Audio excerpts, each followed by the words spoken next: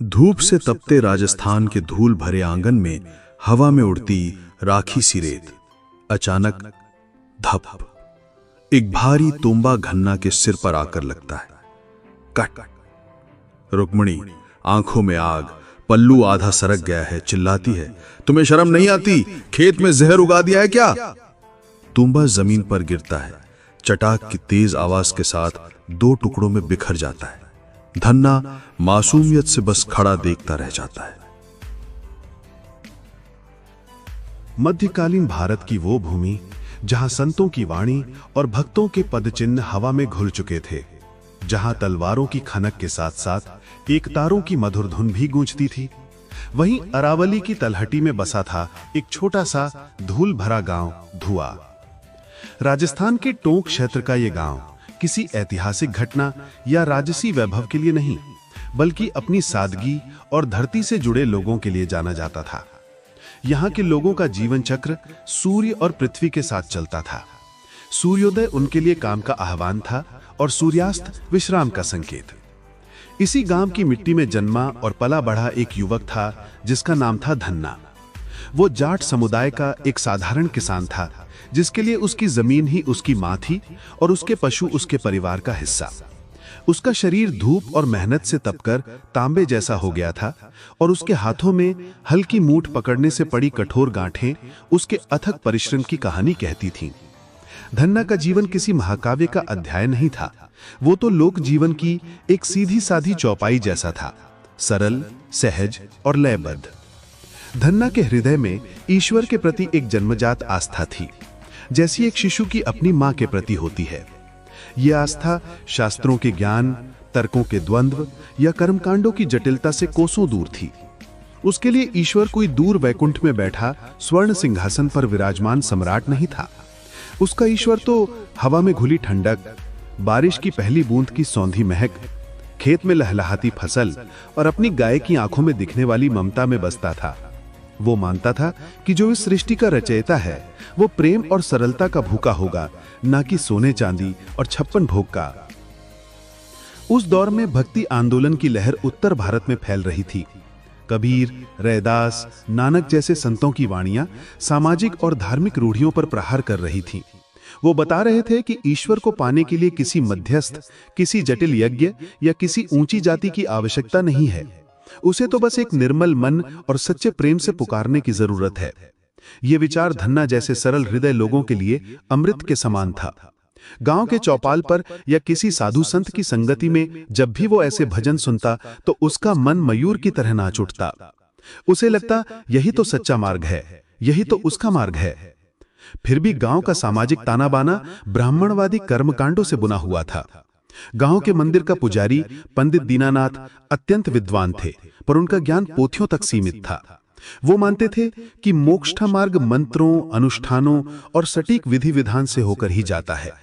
वो धन्ना जैसे किसानों को स्नेही तो करते थे, पर उन्हें आध्यात्मिक रूप से अज्ञानी और निम्न स्तर का ही समझते थे। उनके अनुसार हल चलाने वाले हाथ पूजा की थाली संभालने के योग्य नहीं थे। धन्ना ये सब देखता और चुपचाप अपने काम में लगा रहता। उसके मन में किसी के लिए कोई द्वेष नहीं था, बस एक गहरी प्यास थी अपने ठाकुर जी को रिझाने की, उनसे बातें करने की, उनकी सेवा करने की। वो नहीं जानता था कि यह प्यास उसे भक्ति के इतिहास में अमर कर देगी। एक ग्रीष्म ऋतु की तपती दोपहरी में जब सूरज आग उगल रहा था और धरती फटने को थी, धुआ गांव के बाहर एक बैलगाड़ी आकर रुकी। उसमें से एक तेजस्वी ब्राह्मण उतरे। उनका नाम था पंडित रामधर। वे द्वारिका की तीर्थ यात्रा से लौट रहे थे और कुछ दिनों के लिए धुआ गांव में रुकने का निश्चय किया था। गांव के मुखिया ने उनका भव्य स्वागत किया और उनके रहने की व्यवस्था गांव की सबसे अच्छी धर्मशाला में कर दी। पंडित रामधर केवल एक यात्री नहीं थे, वे एक पहुंचे हुए उपासक थे। उनके साथ सदा एक छोटी सी चंदन की पेटी रहती, जिसमें वो अपने प्राणों से भी प्रिय शालिग्राम शिला रखते थे। ये शिला उन्हें उनके गुरु से प्राप्त हुई थी और वो इसे साक्षात भगवान विष्णु का स्वरूप मानकर पूजते थे। उनका दिन इसी सेवा से आरंभ होता था। वे ब्रह्म मुहूर्त में उठते, नदी में स्नान करते, फिर लौटकर अपने शालिग्राम को पंचामृत से स्नान कराते, उन पर चंदन, तुलसी और पुष्प अर्पित करते। घंटों तक वो मंत्रोच्चार करते और फिर उन्हें शुद्धता से बनाए गए भोग का नैवेद्य अर्पित करते। धन्ना ने जब पंडित जी के बारे में सुना तो उसके मन में दर्शन की इच्छा प्रबल हो उठी। काम खत्म करके वो संकोच से धर्मशाला पहुंचा। उसने देखा पंडित जी अपनी पूजा में लीन थे। उस छोटे से काले चिकने पत्थर यानी शालिग्राम के प्रति पंडित जी की श्रद्धा, उनका प्रेम और उनकी सेवा का तरीका देखकर धन्ना मंत्रमुग्ध हो गया। वो एकटक उस दृश्य को देखता रहा। उसे लगा जैसे उस पत्थर में से एक दिव्य आभा निकल रही है। उसके भोले मन ने सोचा, कितने भाग्यशाली हैं ये पंडित जी। इनके ठाकुर जी तो इनके साथ ही रहते हैं, इनके हाथों से स्नान करते हैं, भोग ग्रहण करते हैं। काश मेरे पास भी ऐसे ठाकुर जी होते। इस दिन के बाद यह धन्ना का नित्य का क्रम बन गया। वो अपना काम जल्दी समाप्त करता और छिपकर पंडित रामधर की पूजा देखता। वो किसी शास्त्र या मंत्र को नहीं समझता था, पर वो उस भाव को समझ रहा था जो पंडित जी की आंखों में अपने इष्ट के लिए था। उसके भीतर अपने ठाकुर जी की सेवा करने की एक ऐसी तीव्र, अविरल और बालक जैसी हठपूर्ण लालसा जागी जिसे शांत करना अब असंभव था। कई दिन बीत गए। अब पंडित रामधर के विदा होने का समय आ गया था। सारा गांव उन्हें विदा करने के लिए इकट्ठा हुआ। लोग उन्हें दक्षिणा और भेंट दे रहे थे। धन्ना भी एक कोने में खड़ा था। उसकी आंखों में आंसू थे। जब पंडित जी जाने के लिए अपनी बैलगाड़ी पर बैठने लगे तो धन्ना दौड़कर उनके पैरों में गिर पड़ा। क्या हुआ बेटा, क्यों रो रहे हो? पंडित जी ने पूछा। धन्ना ने बड़ी मासूमियत और भोलेपन से कहा, पंडित जी आप तो जा रहे हैं, पर अपने ठाकुर जी को मेरे लिए छोड़ जाइए। मैं इनकी बहुत सेवा करूंगा, मैं इन्हें अकेला नहीं रहने दूंगा। पंडित रामधर और वहां खड़े सभी लोग ये सुनकर हंस पड़े। पंडित जी को उस किसान की अज्ञानता पर दया भी आई और थोड़ा क्रोध भी। उन्होंने उसे उठाने की कोशिश करते हुए कहा, अरे धन्ना, तू पागल हो गया है। ये शालिग्राम है, भगवान विष्णु का साक्षात स्वरूप। इनकी सेवा कोई बच्चों का खेल नहीं है। इसके लिए कड़े नियम, मंत्रों का ज्ञान और परम शुद्धता चाहिए। तुम एक किसान, दिन भर मिट्टी में काम करने वाले, तुम इनकी सेवा कैसे कर पाओगे? तुमसे कोई भूल हो गई तो अनर्थ हो जाएगा। ये तुम्हारे बस की बात नहीं है। परंतु धन्ना ने उनके पैर नहीं छोड़े।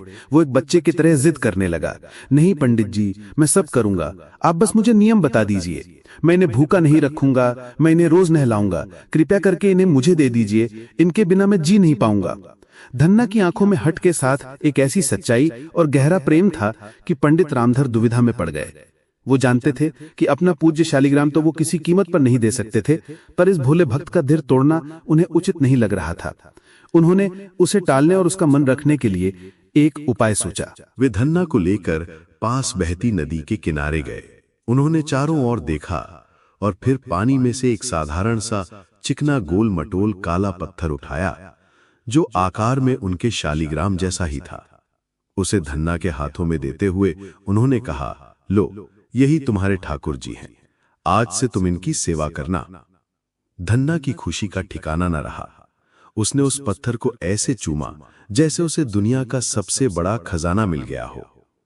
पंडित जी ने अपनी जिम्मेदारी से मुक्त होते हुए कुछ हद तक उसका उपहास करते हुए निर्देश दिया, देखो धन्ना, नियम बहुत कड़ा है। प्रतिदिन सुबह सूर्योदय से पहले उठकर स्नान करना, फिर अपने ठाकुर जी को स्नान कराना, उन पर चंदन टीका लगाना। उसके बाद जो भी भोजन तुम अपने लिए बनाओ, पहले ठाकुर जी को उसका भोग लगाना। और याद रखना, जब तक ठाकुर जी भोग ग्रहण ना कर लें, तब तक तुम अन्न जल की एक बूंद भी ग्रहण मत करना, समझे? जी पंडित जी, जैसा आपने कहा मैं वैसा ही करूंगा, धन्ना ने परम श्रद्धा से सिर झुकाते हुए कहा। पंडित रामधर अपनी बैलगाड़ी पर बैठे और मन ही मन हंसते हुए चले गए। कैसा मूर्ख है, 2-4 दिन में जब पत्थर भोजन नहीं करेगा तो खुद ही थक हार कर इसे फेंक देगा। वे नहीं जानते थे कि उन्होंने अनजाने में ही भक्ति के एक नए अध्याय की नींव रख दी थी। धन्ना उस पत्थर को अपने सीने से लगाए घर की ओर चल पड़ा। उसके पैरों में आज एक नई गति थी और आंखों में एक दिव्य स्वप्न। उस रात धन्ना को नींद नहीं आई। वो बार बार उस काले पत्थर को देखता, उसे प्यार से सहलाता और मन ही मन कल्पना करता कि सुबह वो अपने ठाकुर जी की कैसे सेवा करेगा। उसने अपनी पत्नी रुक्मिणी को सारी बात बताई। रुक्मिणी एक व्यावहारिक और सीधी साधी स्त्री थी। उसे अपने पति के भोलेपन पर प्यार भी आया और चिंता भी हुई। अरे तुम भी किन बातों में आ गए? पत्थर भी भला कभी भोजन करते हैं क्या? पंडित जी तो तुम्हारा मन रखने के लिए दे गए हैं। उसने समझाने की कोशिश की। नहीं रुक्मणी, तुम नहीं समझोगी। ये साधारण पत्थर नहीं, मेरे ठाकुर जी हैं। पंडित जी ने स्वयं कहा है। देखना, मैं इनकी ऐसी सेवा करूंगा कि वे मुझसे प्रसन्न हो जाएंगे। धन्ना ने अटूट विश्वास के साथ कहा। अगले दिन धन्ना ब्रह्म मुहूर्त में ही उठ गया, जबकि आसमान में तारे भी पूरी तरह विदा नहीं हुए थे। वो नदी पर गया, कड़ाके की ठंड में डुबकी लगाई और लौट कर आया। उसने घर के एक कोने को लीप पोत कर पवित्र किया और वहां एक लकड़ी का पाटा स्थापित किया। फिर उसने अपने ठाकुर जी को एक कांसे की थाली में विराजमान किया और उन्हें बड़े प्रेम से शीतल जल से स्नान कराया। उसने अपनी उंगली से चंदन घिसा और उनके ऊपर एक सुंदर सा तिलक लगाया। अब बारी थी भोग लगाने की। रुक्मणी ने सुबह के भोजन के लिए बाजरे की 2 मोटी मोटी रोटियां और मिट्टी की कुल्हड़ी में ताजा छाछ यानी मक्खन निकाला हुआ दही तैयार की थी। यही उनका नित्य का भोजन था। धन्ना ने पूरी थाली वैसी की वैसे ही ले जाकर अपने ठाकुर जी के सामने रख दी। हाथ जोड़कर आंखें बंद करके वो बैठ गया और प्रार्थना करने लगा।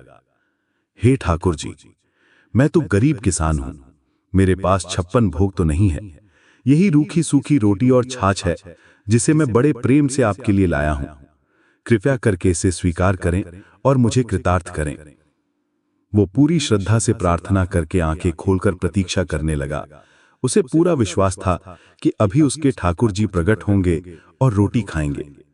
एक पल बीता, फिर दूसरा, फिर एक घड़ी, फिर एक पहर। पत्थर अपनी जगह पर अचल और शांत बना रहा। सूरज चढ़ने लगा। गांव के लोग अपने अपने खेतों की ओर जाने लगे। रुक्मणी ने आवाज लगाई, अरे अब तो उठो, खेत में काम करने नहीं चलना क्या? रोटी ठंडी हो रही है, खा लो। चुप रहो रुक्मणी, जब तक ठाकुर जी भोजन नहीं लगाएंगे मैं अन्न का एक दाना भी मुंह में नहीं डालूंगा। ये मेरे गुरु का आदेश है, धन्ना ने दृढ़ता से कहा। दोपहर हो गई, सूरज सिर पर आ गया। खेतों में काम करने वाले लोग भोजन के लिए घर लौटने लगे। धन्ना अभी भी उसी आसन पर बैठा था, अपनी भूखी आंखों से पत्थर को निहार रहा था। अब उसकी प्रार्थना में आतुरता बढ़ने लगी थी। प्रभु, मुझसे ऐसी क्या भूल हो गई? क्या मेरी सेवा में कोई कमी रह गई? आप क्यों भोजन नहीं कर रहे? गांव के कुछ लोग जो वहां से गुजरे वे उसका मजाक उड़ाने लगे। देखो, धन्ना बावला हो गया है, पत्थर को रोटी खिला रहा है। अरे इसकी बुद्धि तो घास चरने गई है। पर धन्ना पर इन बातों का कोई असर नहीं हुआ। उसका विश्वास हिमालय की तरह अडिग था। शाम ढल गई, सूरज अस्ताचल की ओर चला गया। पक्षी अपने घोंसलों में लौट आए। धन्ना का शरीर भूख और प्यास से निढाल होने लगा था, पर उसका मन अब भी अपनी जिद पर अड़ा था। रात हो गई, पर पत्थर ने भोजन नहीं किया। पहला दिन निराहार और निर्जल बीत गया। दूसरा दिन भी उसी तरह शुरू हुआ। धन्ना ने फिर से स्नान किया, ठाकुर जी को स्नान कराया और फिर से ताजी रोटी और छाछ का भोग लगाकर बैठ गया। अब उसकी आंखों में केवल प्रतीक्षा नहीं, बल्कि एक गहरी पीड़ा थी। हे ठाकुर जी, क्या आप मुझसे इतने रूठे हैं? मैंने तो सुना है कि आप भक्तों के प्यार के भूखे हैं। ये भक्त 2 दिन से भूखा प्यासा आपके द्वार पर बैठा है। क्या आपको दया नहीं आती? उसकी पत्नी और घरवालों ने उसे बहुत समझाया। उसे जबरदस्ती खिलाने की कोशिश की, पर धन्ना टस से मस नहीं हुआ। दूसरा दिन भी बीत गया। अब धन्ना की हालत बिगड़ने लगी थी। उसका गला सूख कर कांटा हो गया था और शरीर में उठने की भी शक्ति नहीं बची थी। तीसरे दिन भी वही क्रम दोहराया गया, पर अब धन्ना में बोलने की भी हिम्मत नहीं थी। उसकी आंखों से बस अविरल अश्रुधारा बह रही थी। ये आंसू किसी शिकायत के नहीं, बल्कि एक बालक की अपनी मां से बिछुड़ने की पीड़ा के थे। 3 दिन और 3 रात की भूख और प्यास ने उसके शरीर को जर्जर कर दिया था, पर उसकी आत्मा का विश्वास और भी प्रज्वलित हो उठा था। उसने मन ही मन निश्चय कर लिया था, या तो आज ठाकुर जी भोग लगाएंगे या मैं इसी आसन पर अपने प्राण त्याग दूंगा। चौथे दिन का सूर्योदय हुआ। धन्ना का शरीर लगभग चेतना शून्य हो चुका था, पर उसकी आत्मा पूरी तरह जागृत थी। वो लेटे लेटे ही अपने ठाकुर जी को देख रहा था। उसकी आंखों से आंसुओं की धारा रुकने का नाम नहीं ले रही थी। अब उसकी प्रार्थना में कोई शब्द नहीं थे, केवल एक मूक हृदय विदारक पुकार थी। वो अपनी भीतर की पूरी शक्ति को समेटकर रोते हुए फुसफुसाया, हे प्रभु, हे मेरे ठाकुर जी, मैं तो एक अनपढ़ गंवार किसान हूं। मुझे वेद शास्त्रों का ज्ञान नहीं, मुझे मंत्र जाप की विधि नहीं आती। मेरे गुरु उन पंडित जी ने बस इतना ही कहा था कि आप भोग लगाते हैं, आप प्रेम से दी हुई वस्तु स्वीकार करते हैं। मैं तो बस उन्हीं के वचन पर विश्वास करके बैठा हूं। उसका गला रुंध गया। वो हांफते हुए बोला, हे दीनानाथ, आप तो बड़े बड़े सेठों साहूकारों के घर 56 भोग खाते होंगे। वहां सोने चांदी के बर्तनों में आपको मेवे मिष्ठान परोसे जाते होंगे। मैं कहां से लाऊं वो सब? मेरे पास तो मेरे पसीने की कमाई ये बाजरे की रूखी सूखी रोटी ही है। क्या ये आपके लिए इतनी तुच्छ है कि आप इसकी ओर देखते भी नहीं? उसकी आवाज में अब एक बच्चे का उलाहना था। प्रभु, 3 दिन से मैं भी भूखा हूं। आप तो सबके पिता हैं। क्या कोई पिता अपने बच्चे को भूखा देख सकता है? यदि आज आपने भोग नहीं लगाया तो मैं भी जीवित नहीं रहूंगा।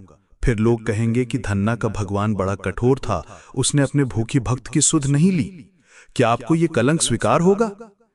एक बालक की ये निश्छल, निष्कपट और प्रेम से भरी हठपूर्ण पुकार साधारण दीवारों को भेद कर सीधा वैकुंठ तक जा पहुंची। कहते हैं, ईश्वर नियमों से नहीं, प्रेम से बनता है।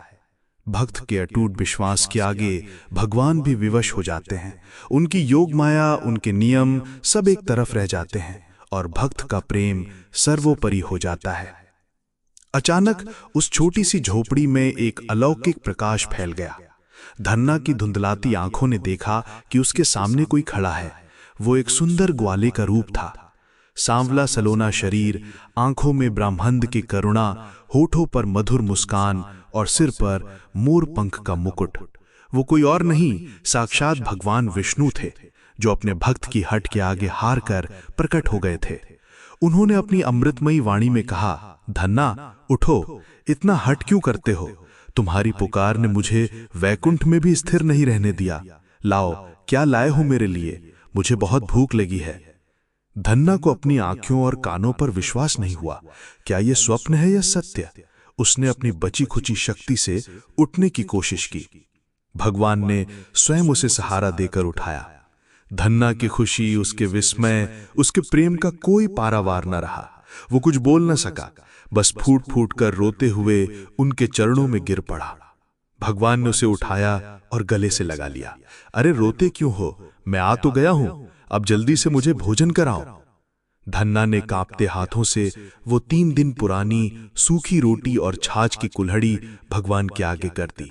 भगवान एक बालक की तरह वहीं जमीन पर बैठ गए और बड़े चाव से वो सूखी रोटी खाने लगे। उन्हें खाते देख ऐसा लग रहा था मानो वे अमृत ग्रहण कर रहे हों। उन्होंने एक रोटी खाई, फिर दूसरी। जब उन्होंने तीसरी रोटी के लिए हाथ बढ़ाया, जो रुक्मणी ने सुबह रखी थी, तो धन्ना के भीतर का भोला किसान जाग उठा। उसने झट से भगवान का हाथ पकड़ लिया और बड़ी मासूमियत से कहा, प्रभु रुक जाइए, सारी रोटियां आप ही खा लेंगे तो मैं क्या खाऊंगा? 3 दिन से मैं भी तो भूखा हूं। 2 आपने खा ली, एक मेरे लिए छोड़ दीजिए, हम दोनों बांट कर खाएंगे। ये सुनकर त्रिलोकीनाथ भगवान खिलखिलाकर हंस पड़े। एक भक्त की ऐसी सरलता और अधिकार भावना देखकर उनका हृदय द्रवित हो गया। उन्होंने एक रोटी धन्ना के लिए छोड़ दी और बची हुई छाछ पीकर बोले, धन्ना, तुम्हारी भक्ति सच्ची है। तुमने मुझे ज्ञान से नहीं, कर्मकांड से नहीं, बल्कि अपने निश्चल प्रेम और अटूट विश्वास से जीत लिया। आज से मैं तुम्हारा मित्र हूं। जब भी तुम मुझे प्रेम से पुकारोगे, मैं आ जाऊंगा। उस दिन के बाद धन्ना का जीवन बदल गया। वो पत्थर अब भी वही था, पर अब वो सिर्फ पत्थर नहीं था। वो धन्ना और उसके प्रभु के बीच एक दिव्य सेतु बन गया था। उस चमत्कारिक घटना के बाद धन्ना के लिए सब कुछ बदल गया और साथ ही कुछ भी नहीं बदला। वो अब भी वही साधारण किसान था, वही हल चलाता, वही पशु चराता, वही बाजरे की रोटी खाता। लेकिन अब वो अकेला नहीं था।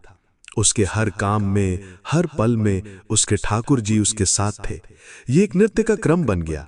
धन्ना सुबह भोग लगाता और भगवान एक सखा के रूप में प्रकट होकर उसके साथ बैठकर भोजन करते।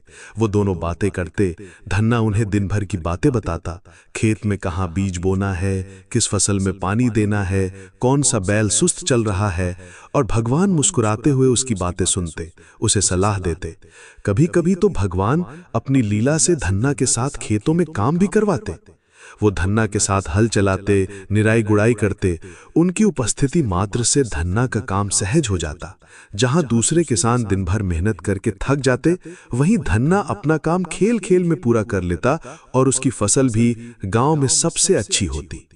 गांव के लोग ये बदलाव देख रहे थे, पर समझ नहीं पा रहे थे। वो देखते कि धन्ना अब अकेले में बातें करता है, हंसता है। उन्हें लगता कि वो सचमुच पागल हो गया है। उसकी पत्नी रुक्मिणी भी शुरू में हैरान थी, पर जब उसने अपनी आंखों से धन्ना की थाली में से रोटी का गायब होता देखा और अपने पति के चेहरे पर एक अलौकिक आनंद महसूस किया, तो वो समझ गई कि ये कोई जादू नहीं बल्कि भक्ति की पराकाष्ठा है। उसका मन भी श्रद्धा से भर गया। धन्ना और भगवान के बीच का ये रिश्ता गुरु शिष्य या स्वामी सेवक का नहीं था, बल्कि दो मित्रों का था। धन्ना उन्हें कभी ठाकुर जी, कभी प्रभु और कभी बस मित्र कहकर पुकारता। उसका प्रेम इतना सहज था कि उसमें भय या संकोच की कोई जगह नहीं थी। एक वर्ष मॉनसून ने धोखा दे दिया। आषाढ़ बीता, सावन सूखा निकल गया। आकाश में बादल घिरते पर बिना बरसे ही चले जाते। धरती में दरारें पड़ गईं, कुएं तालाब सूखने लगे। किसानों के चेहरे पर चिंता की लकीरें गहरी हो गईं। बड़ी मुश्किल से भादों में एक दो बार हल्की बारिश हुई, जिससे बस इतनी नमी हुई कि ज्वार की बुआई की जा सके। सब किसानों ने अपने घरों में बचा कर रखे अच्छे से अच्छे बीज निकाले और अपने अपने खेतों की ओर चल दिए। धन्ना जाट ने भी अपनी पोटली में साल भर के लिए बचा कर रखा हुआ बेहतरीन ज्वार का बीज लिया और अपने बैलों को हाँकते हुए खेत के लिए निकल पड़ा। उसका मन प्रसन्न था। उसे अपने ठाकुर जी पर पूरा भरोसा था कि वो उसकी फसल को सूखने नहीं देंगे। जब वो गांव के बाहर निकला तो उसने देखा कि रास्ते के किनारे एक पेड़ के नीचे 4 साधु अत्यंत दयनीय अवस्था में पड़े हुए थे। उनके शरीर सूखकर कांटा हो गए थे, होठ पपड़ाए हुए थे और वे भूख से तड़प रहे थे। धन्ना ने तुरंत अपने बैल रोक लिए। वो उनके पास गया, हाथ जोड़कर प्रणाम किया और पूछा, हे महात्माओं, आप सब इतने व्याकुल क्यों हैं? मैं आपकी क्या सेवा कर सकता हूं? एक वृद्ध साधु ने क्षीण स्वर में कहा, बेटा, हम कई दिनों से यात्रा कर रहे हैं। हमारे पास जो कुछ भी था वो समाप्त हो गया। 2 दिन से हमने अन्न का एक दाना भी नहीं देखा। अब तो प्राण निकलने वाले हैं। यदि कहीं से कुछ भोजन मिल जाता तो हमारे प्राण बच जाते। साधुओं की ये दशा देखकर धन्ना का हृदय करुणा से भर गया। उसने एक पल भी नहीं सोचा। उसके पास उस समय उन बीजों के अलावा कुछ भी नहीं था। उसने अपनी पोटली खोली और कहा, महाराज, मेरे पास इस समय भोजन तो नहीं है, पर यह ज्वार का बीज है। ये कच्चा है, पर आपकी भूख शांत करने के लिए पर्याप्त है। आप इसे स्वीकार करें। भूखे साधु उन बीजों पर टूट पड़े। वे मुट्ठी भर भर कर कच्चा ज्वार खाने लगे। धन्ना खड़ा खड़ा उन्हें देखता रहा।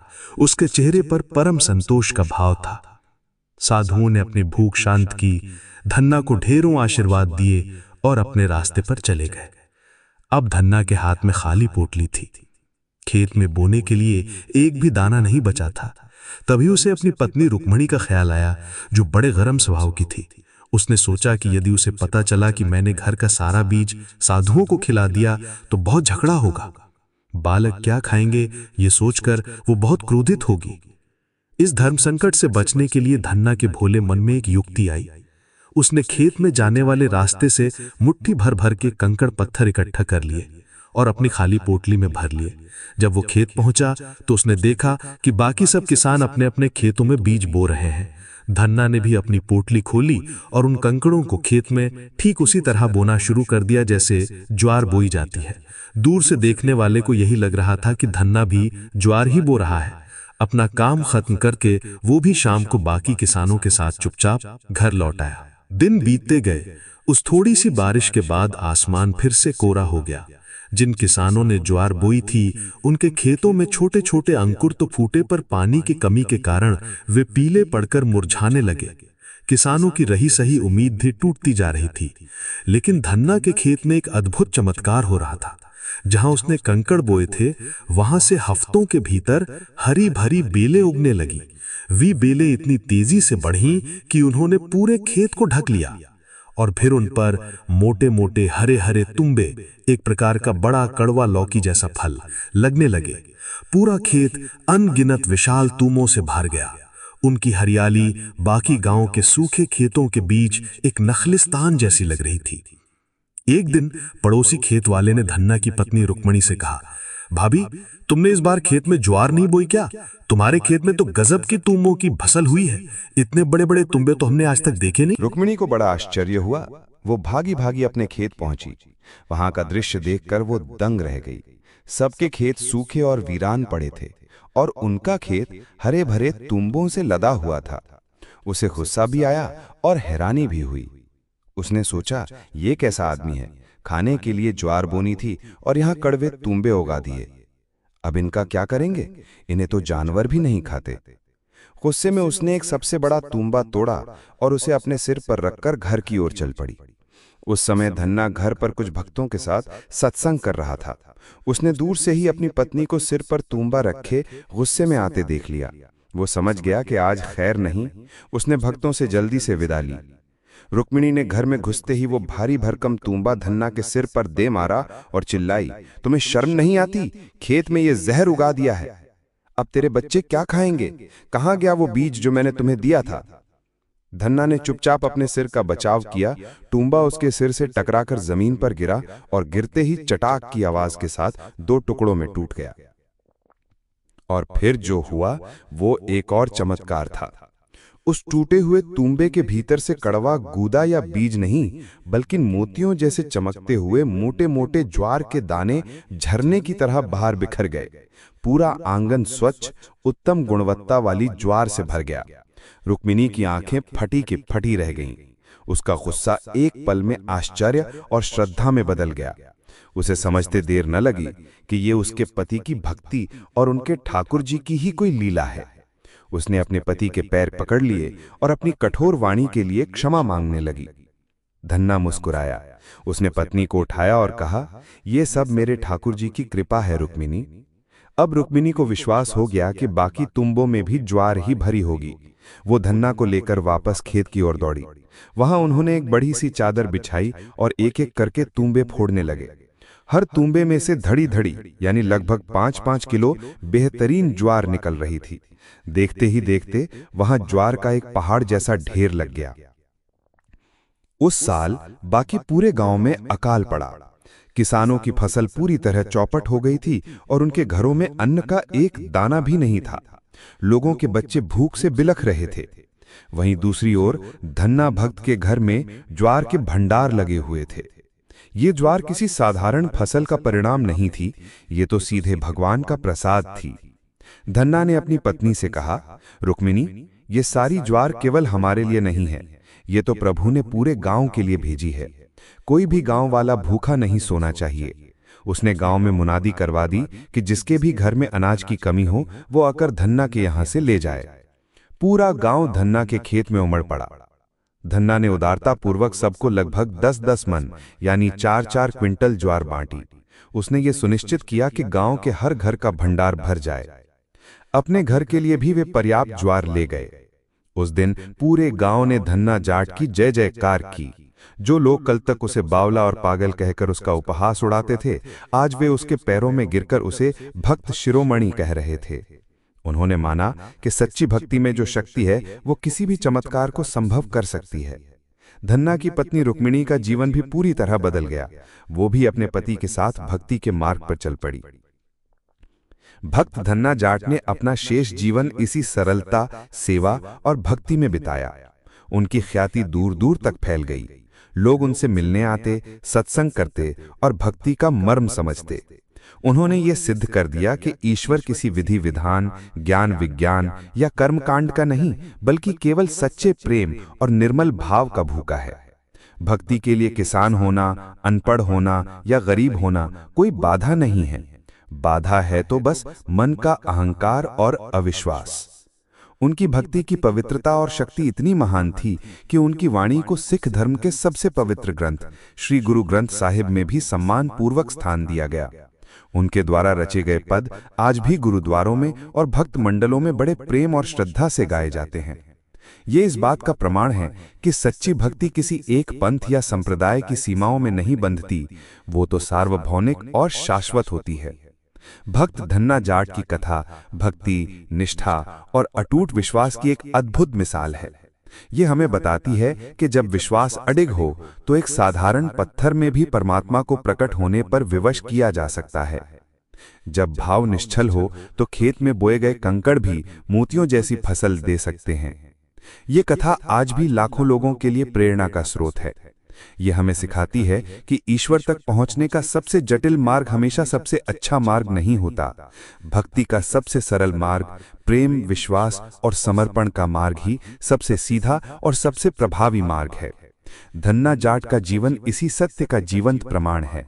एक ऐसी महागाथा जो हमें याद दिलाती है कि भगवान भक्त के वश में है और एक सच्चा भक्त अपनी भक्ति से पूरी दुनिया का कल्याण कर सकता है।